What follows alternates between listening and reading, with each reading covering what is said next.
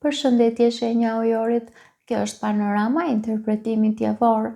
Pas lutjes dhe meditimit, kartat i ndava në 4 sfera jetësore, të cilat janë gjendja juaj, familja, dashuria, puna dhe një prizëm orakull.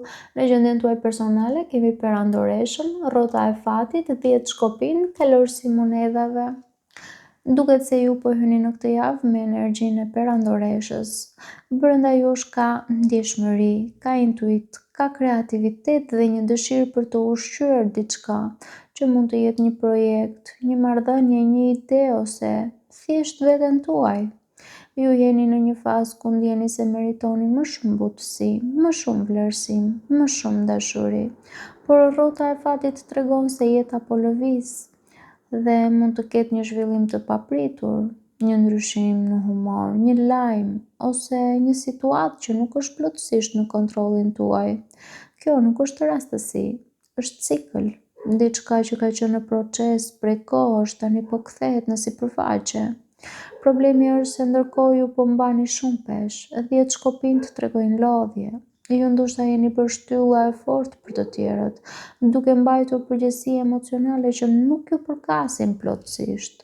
Ju mund të ndiheni të mbi ngarkuar, por po vazhdoni sepse jeni mësuar të mos dorëzoheni. Kalorësi i monedhave ju përfaqëson shumë qartë. Ju nuk lëvizni me nxitim, por jeni këmbgulës. Edhe kur jeni të lodhur, ju vazhdoni. Ju nuk braktisni gjërat lehtë. Por kjo javë ju pyet, apo vazhdoni sepse besoni apo sepse keni frikë të ndaloni? Kartat këshillojnë se ju duhet të ndani barrën, ju duhet të pranoni që nuk mund ta kontrolloni çdo zhvillim. Duhet të bëni hapa të vegjël të qëndrueshëm dhe të mos sakrifikoni veten për të mbajtur gjithçka në këmbë. Kalojmë tek familja. Në familje kemi 4 shkopinj, drejtësia, 6 monedhat dhe magjistari. Në familje ka bazë të fortë. 4 shkopinj tregojnë stabilitet dhe një ndjesi sigurie. Mund të ketë një moment bashkimi, një diskutim për shtëpinë ose një situatë që kërkon vendosje për themelet. Drejtësia tregon se duhet balancë. Ndoshta ka diçka që duhet sqaruar, një situatë ku ju ose dikush tjetër ndjen se pesha nuk është shpërndar drejt. Mund të jetë koha për një bisedë të qetë dhe të sinqertë. 6 monedhat e thekson këtë. Thekson dhënien, marrjen, kush po jep më shumë, kush po përfiton më shumë, a ka ndonjë padrejtësi të heshtur. Magjistari ju jep fuqinë për të ndikuar tek situata, sepse fjalët tuaja kanë peshë këtë javë. Nëse flisni me vetbesim dhe qartësi, ju mund ta ktheni një situatë të paqartë në zgjidhje konkrete.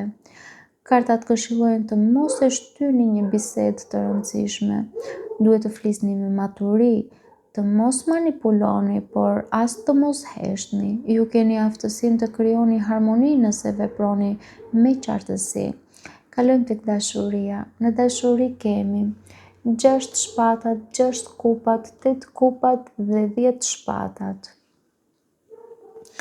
Në dashuri duket se ju jeni në një fazë tranzicioni. 6 shpatat tregon se brenda jush ka një lëvizje. Mund të mos jetë e dukshme jashtë, por psikologjikisht dhe shpirtërisht ju po largoheni nga një gjendje e rënduar. Ju po përpiqeni të gjeni paqe.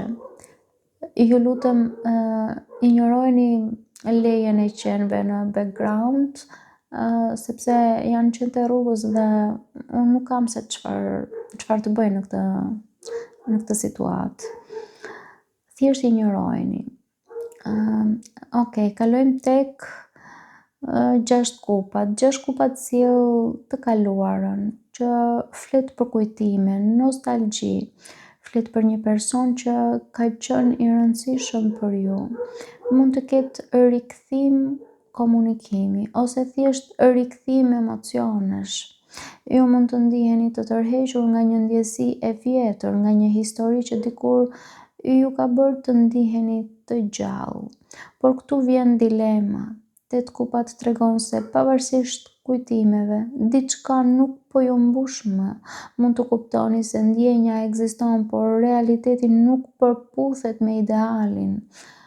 Ju mund të ndjeni të zhgënjur që ajo që dikur ishte magjike tani nuk ka më të njëjtën energji. 10 shpatat është karta e dhimbjes, por edhe e fundit. Pra, e fundit të diçkaje, të një cikli, të një situate. Është momenti kur e vërteta bëhet e qartë. Mund të ketë një zhgënjim, një fjalë që lëndon ose një realizim që ju bën të ndjeni sikur diçka përfundoi përfundimisht. Por kjo kartë nuk është për të treguar humbje të pafundme, është për të treguar fundin e një cikli të dhimbshëm.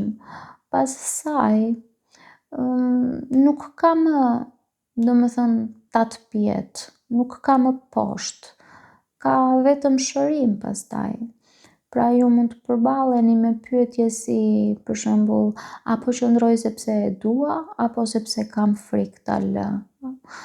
Apo e dua personin apo versionin e tij në kujtesën time? A jam gati të filloj diçka të re apo ende jam I ose e lidhur me të kaluarën?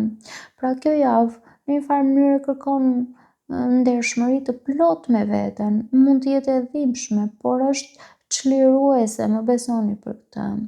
Kartat këshillojnë që ju duhet të ndaloni së idealizuari atë që nuk funksionon më dhe ju duhet të pranoni realitetin edhe nëse ju dhëmb. Mos kërkoni kthim vetëm sepse ndiheni bosh.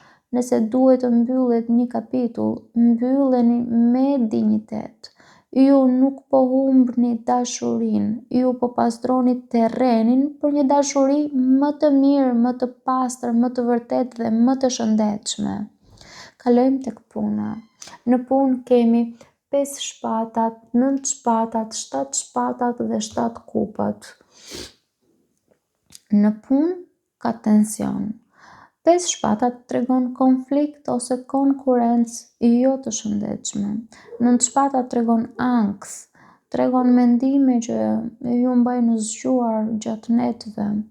7 shpatat tregon mungesë besimi ose frikë nga manipulimi. 7 kupa tregon konfuzion dhe shumë opsione.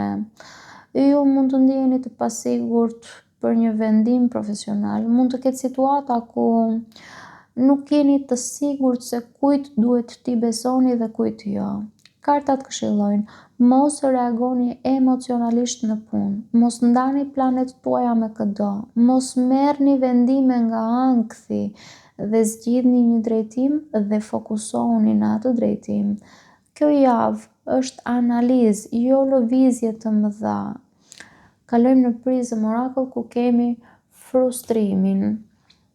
Kjo energji flet, domethënë, me pak fjalë frustrimi flet kur ju prisni që gjërat të jenë si dikur ose siç I keni imagjinuar ju. Dhe jeta po ju shtyn drejt një versioni më të pjekur të vetes. Pra me pak fjalë, kjo javë është si një pastrim emocional, mund të mos jetë e rehatshme, por është e nevojshme. Paçim.